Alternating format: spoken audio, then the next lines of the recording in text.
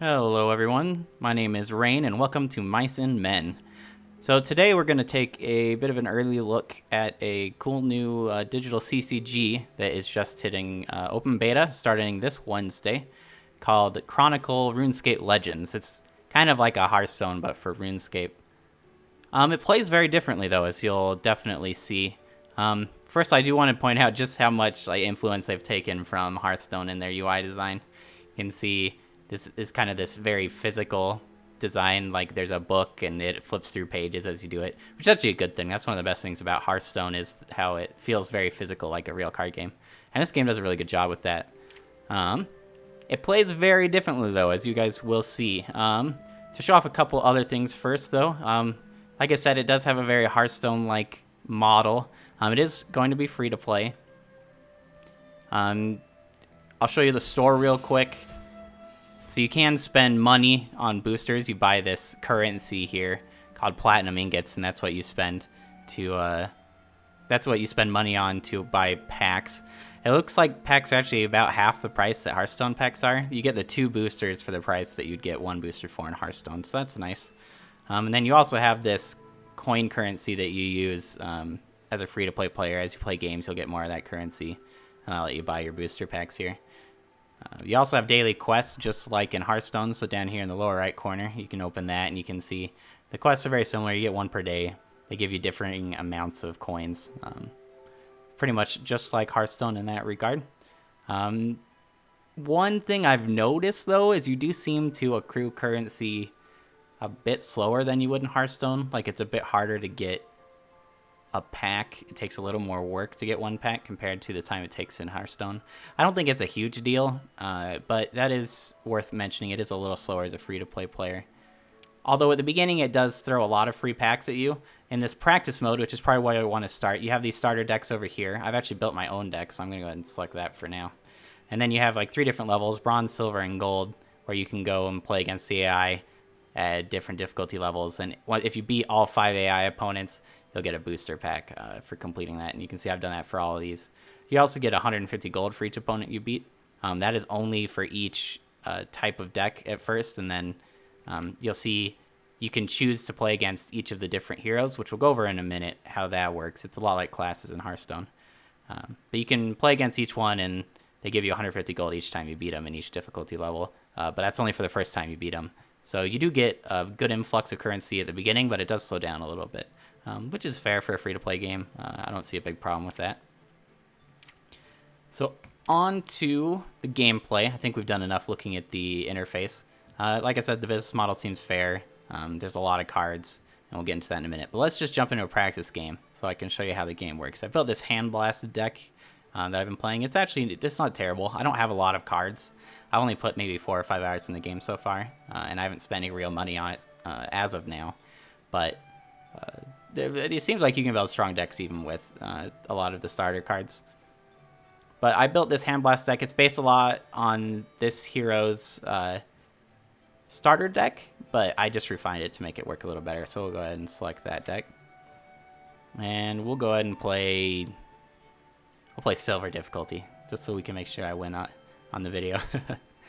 So here we choose what deck we play against. Now this is a good opportunity to talk about I guess they call them legends. I've been calling them heroes. But there's currently 5 legends in the game. I believe 1 more is planned before the full launch of the game. And I expect they might add more in the future. They seem to have hinted at that. Much like classes in Hearthstone, each of the legends has its own unique class cards that it gets, cards that no other legend can use. And they all kind of focus on a different play style. Honestly, so far I haven't exactly figured it all out.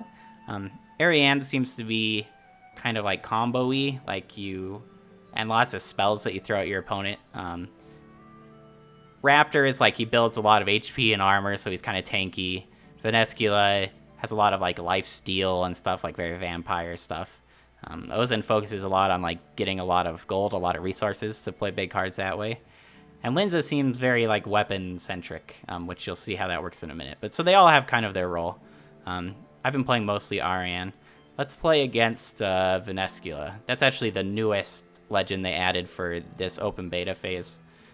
So we'll go ahead and select Venescula as our opponent. So here you can see it shows like the opponent here as it loads up. And you'll draw your starting hand of 6 cards, and then based on whether you go first or second, you'll either get an extra card or not. So I'm going second this game, it looks like. Yeah, and she's going first. So I got an extra card for my starting hand, and then I can mulligan. I can choose what cards I want to keep in this hand and which ones I'd like to get rid of. To be honest, this hand's not bad. I'm just going to keep it, actually. That'll do good. So this game plays very differently than most card games. You can see the book is opened up and you've got this big environment here. You can see your opponent that you selected on the other side, which is really cool that you get the... again, it makes you feel like you're playing a physical board game, and I really like that. So we're represented by these little tokens over here, and the game is divided into 5 different chapters. You can see here we're Chapter 1, and each chapter you can play up to 4 cards, and the game's supposed to sort of simulate you going on an adventure. So at each chapter you play your card up to 4 cards on the board in order, and then you just hit play, and once both players are ready, it just it plays those cards one after the other in kind of a sequence, which sounds sort of weird saying it that way, but you'll see as we go here. So what I'm going to do, I start with 2 attack, which is this flame icon here, 0 gold, and then 30 health. So attack is how much damage my character just does base. So you can see here on Mischievous Imp, it has 1 attack and 2 health. So that means you always attack creatures first. So if I play this minion, I will attack, hit it for 2, and it'll die, so it won't even get to do its 1 damage to me. I'll draw a card for killing it, and I'll get 1 gold. So you kind of put the challenges on the board for yourself to overcome, and you make sure you can actually deal with it. So we're going to go ahead and... I think what we're going to do is play the Mischievous Imp, and then the Black Arm Bandit. Both those have 2 attack, which I currently have, so we can kill them, and I'll get 3 gold.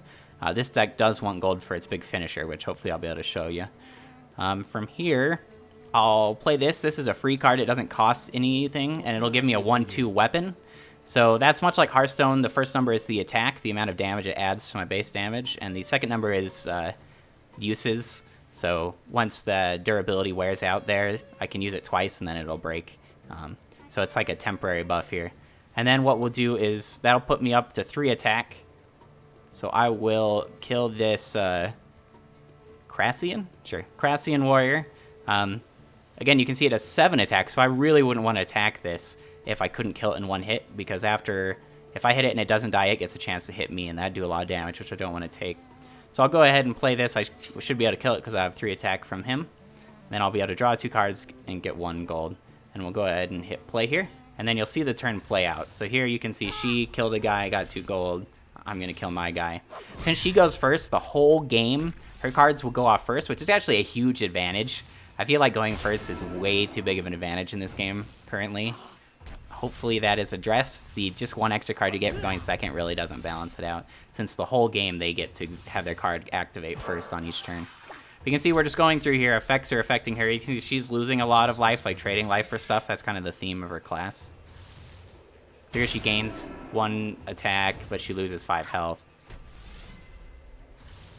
So far, it's played out exactly the way I thought it would. I drew my cards, and then at the end of the chapter, we teleport to the next chapter. So we'll see what happens here. It seems to be just random which boards pop up. There's a few different environments that can show up. It's kind of cool. It's a fun way to keep variety and visual interest on the board throughout the whole game.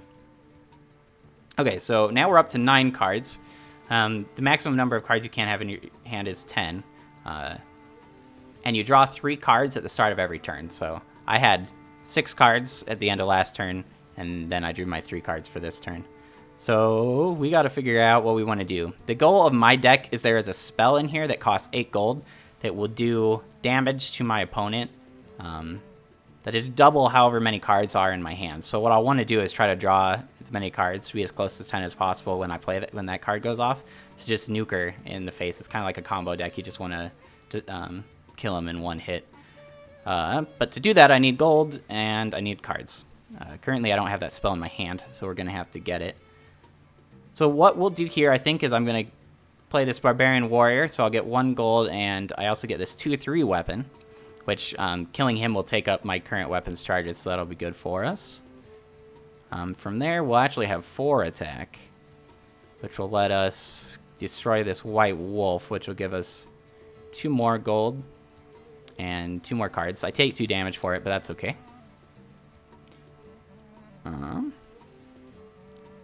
After that, I think we'll just draw more to try to get the cards in my hand that I need.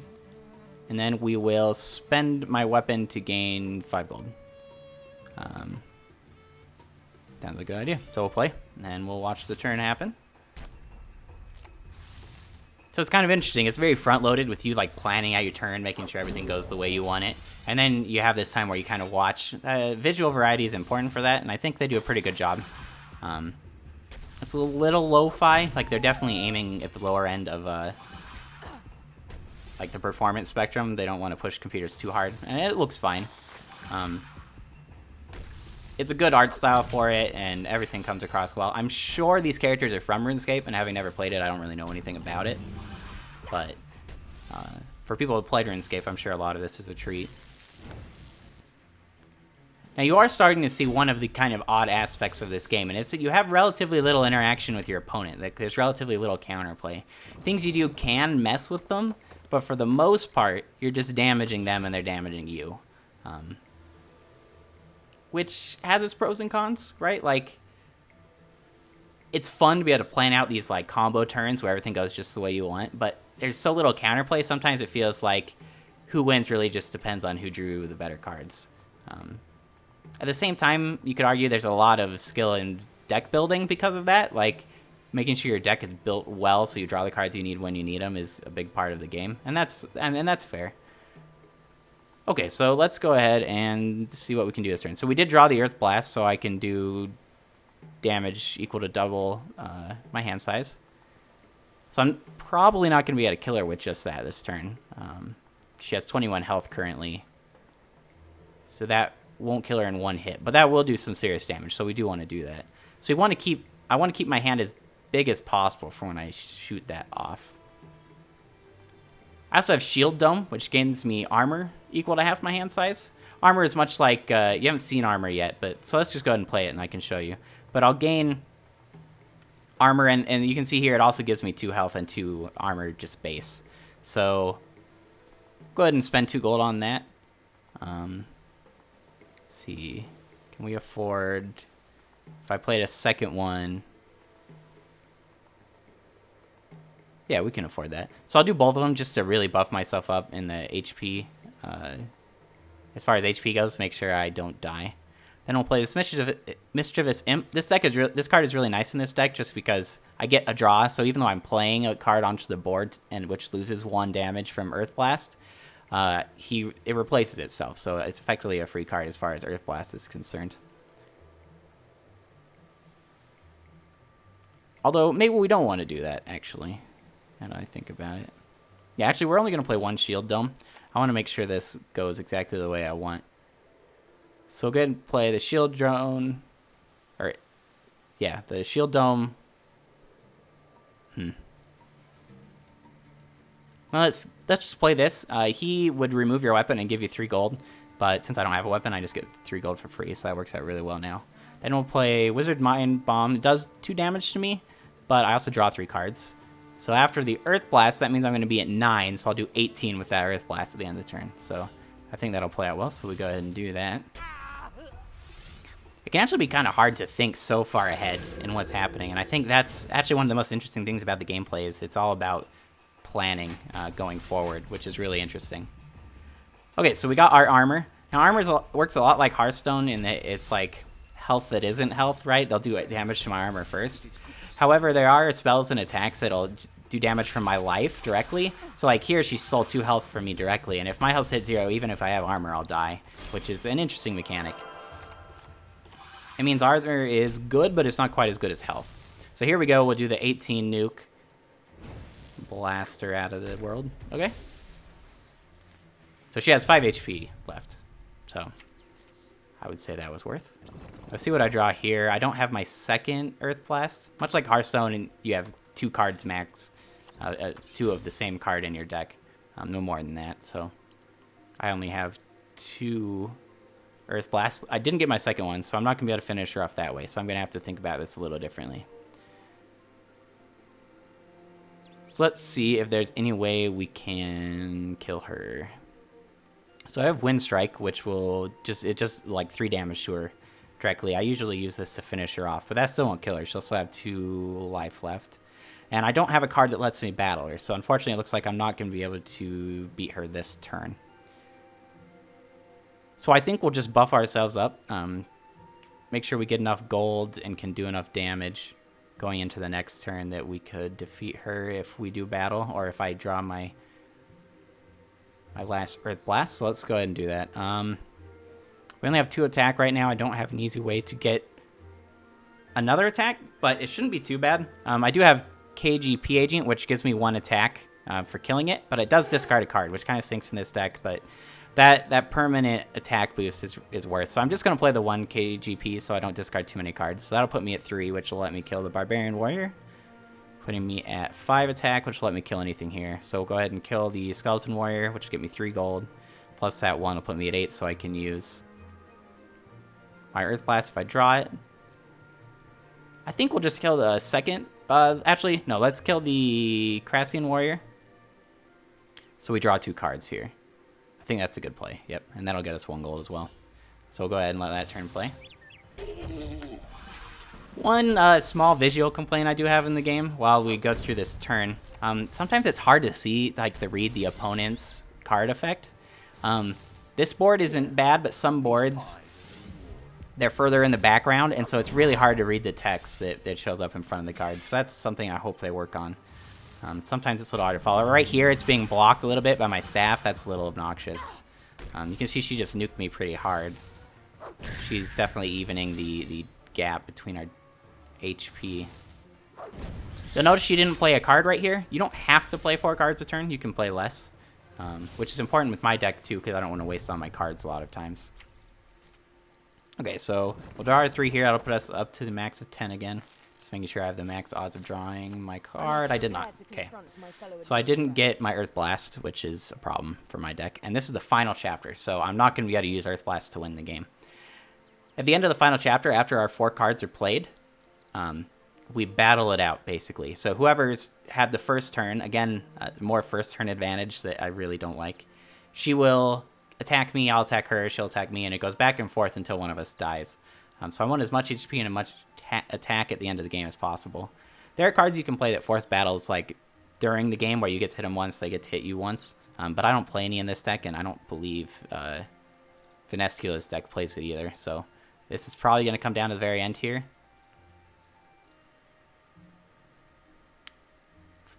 So I want to make sure I have a lot of HP, honestly. So what I'll probably do is try to maximize my hand side and play Shield Dome at the end of the turn.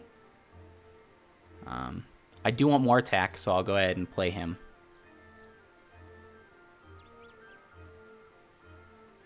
And there's nothing else I really want to play, honestly, that much. More damage doesn't help, really. Well, here's what we'll do. We'll play Geeka to get that weapon. And I won't use that weapon at all, so we'll have it in a fight against her. I'll play the Wizard Mind Bomb. That does hurt me, but it draws 3 cards, and that'll be more than made up by Shield Dome. Then we'll play Shield Dome. So I'll be at 9 cards. Or no, I'll be at 8 because KGP discards 1. So that'll get me, that should give me 4 armor plus the 2. So I'll get 6 armor plus 2 life from this. Hopefully that will put me in good space to win in that final battle. So we'll go ahead and hit play. We'll let this play through. So she plays a card that does let her strike me. So she's going to do 5 damage here to me. Put me down at 10. Which is getting a little scary, especially because she has 5 attack base.